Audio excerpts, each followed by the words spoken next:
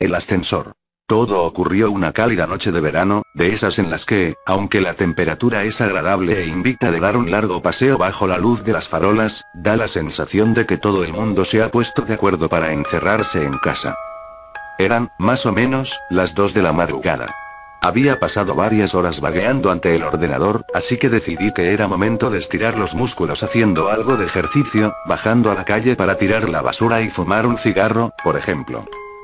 Me calcé unas zapatillas de deporte, me dirigí a la cocina, saqué la bolsa del cubo y le hice un par de nudos.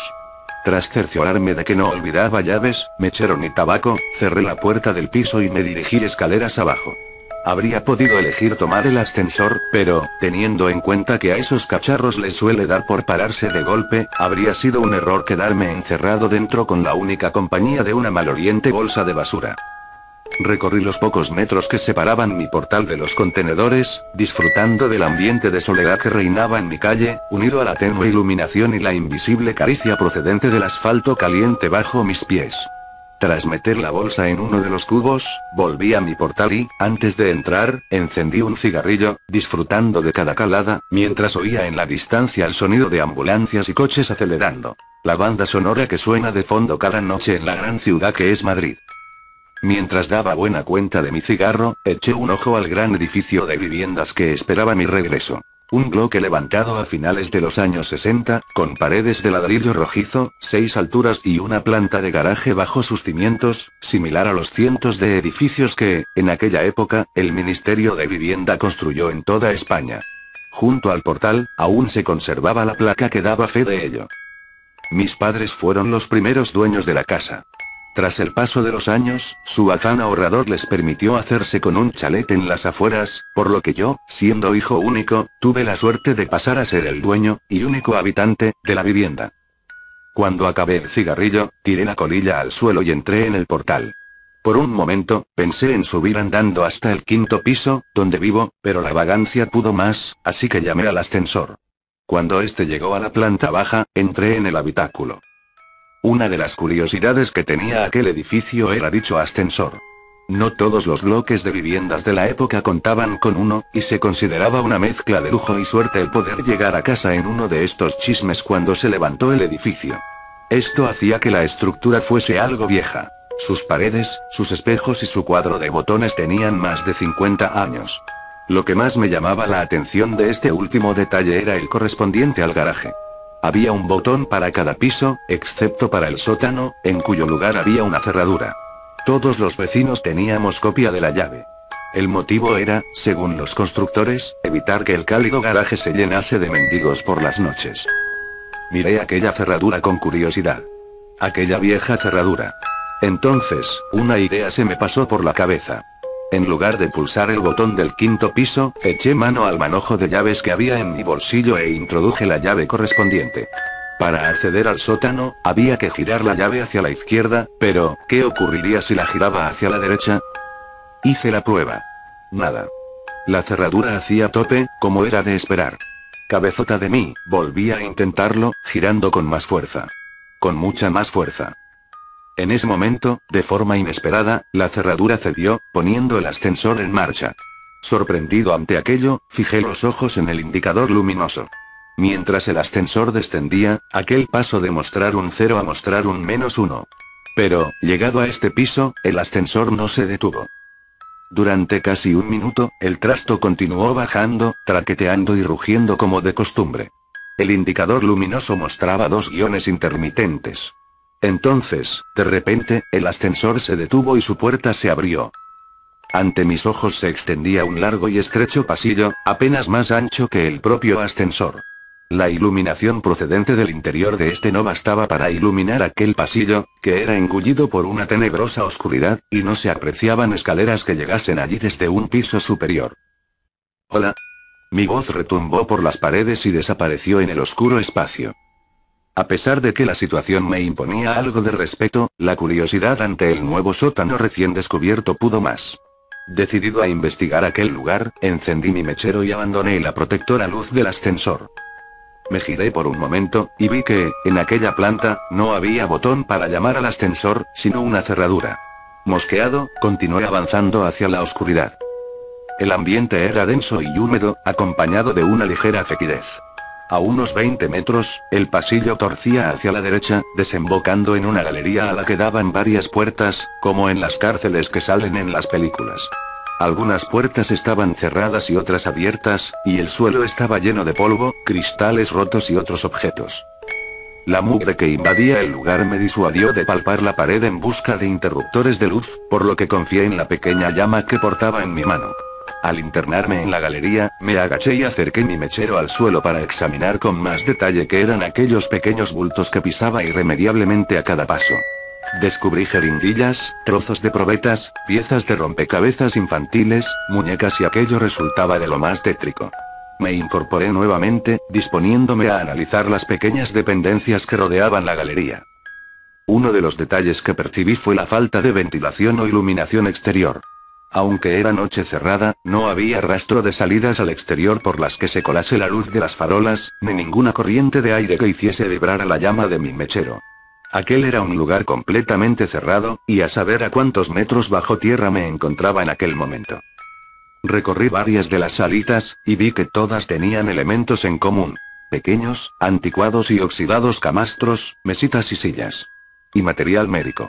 El lugar estaba infestado de gasas, correas, pastillas desperdigadas por el suelo y aquello parecía un hospital en miniatura. Un hospital antiguo y fantasmagórico, detenido en una época pasada, en el que la acumulación de polvo es el único indicador del paso del tiempo. Aún me arrepiento de entrar en una de aquellas dependencias. La luz del mechero mostraba, sobre el mugriento colchón, un bulto del tamaño de un ser humano, envuelto en ropa de hospital. Me acerqué sigilosamente, temiendo a lo peor, y arrimé el mechero al gran objeto. El aumento de luz mostró una escena horripilante. Rodeado de heces y manchas de orina, se mostraba ante mí un cadáver humano en posición fetal que me daba la espalda. El hedor era insoportable. Reprimí una arcada mientras permanecía en cuclillas, ante aquella dantesca escena. De repente, el terror invadió mi cuerpo. Aquel cuerpo se giró de forma brusca y, lo que en principio había clasificado como humano, mostró ser algo diferente, indefinido e indescriptible. El cuerpo de aquel ser estaba cubierto de llagas y heridas. En lugar manos y pies, sus extremidades se encontraban rematadas por muñones violáceos, y extrañas deformidades y bultos recorrían su tronco, dándole un aspecto monstruoso. Pero lo peor era su rostro.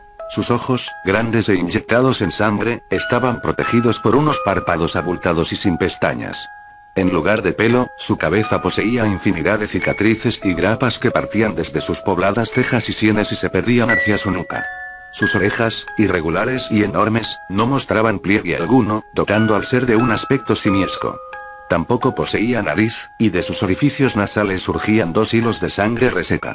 Rematando aquel cuadro tan desagradable, se encontraba su boca. Un orificio de comisuras agrietadas, sin labios, de cuyo interior carente de dientes y lengua, provenía el peor olor a podrido que he percibido en mi vida.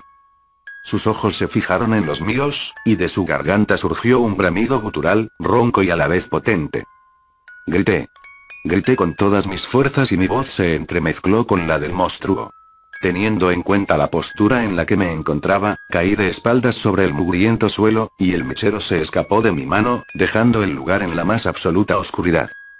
Mientras palpaba el suelo en busca del mechero, oí cómo crujían los muelles del colchón y, antes de que pudiese reaccionar, aquel despojo se me echó encima, lanzando una vez más su aterrador alarido. Sentí su aliento contra mi rostro, mientras apestosa saliva caía sobre mi frente, y un escalofrío me recorría de arriba a abajo. Cejé en mi empeño de hacerme con el mechero y pataleé con todas mis fuerzas, tratando de zafarme del horripilante ser. Me arrastré unos metros hacia atrás, me levanté y salí de la estancia, a oscuras, tratando de recordar la disposición de aquella planta, temiendo tropezar o dar de bruces con alguna de las paredes. Mientras huía en dirección al ascensor, pude oír cómo aquello se arrastraba entre los cristales rotos del suelo, siguiendo mis pasos. Llegué al pasillo y sentí que volvía a la vida cuando me invadió la luz encendida del ascensor abierto. Entré, pulsé el botón del 5.º piso y, lleno de impaciencia y pavor, esperé a que la puerta se cerrase y el ascensor se pusiese en marcha. Sin embargo, el aparato no obedecía mis órdenes. Aunque el botón del 5.º piso estaba encendido, la puerta no se cerraba. Y el crujir de cristales se oía cada vez más cerca. Me di media vuelta. Ante mí, el pasillo se extendía una vez más, engullendo la luz del ascensor. Sin embargo, ahora no sentía curiosidad ante aquella escena. Sentía verdadero horror. Quería huir de allí. Y el ascensor no se movía. De repente, se hizo el silencio. Estaba tan aterrorizado que todos mis músculos se agarrotaron. En ese momento, el ser surgió del pasillo oscuro, arrastrándose con una velocidad y una pericia insólitas. Venía hacia mí, mientras gruñía, jadeaba y chillaba como ninguna criatura conocida. Apreté repetidamente el botón del 5.º piso, con pulso tembloroso, mientras el miedo me hacía llorar y la criatura se aproximaba rápidamente. Cuando estaba a punto de entrar en el ascensor, agité mi pierna ante él, lo que le hizo retroceder atemorizado, sin que apartase la vista de mis ojos en ningún momento.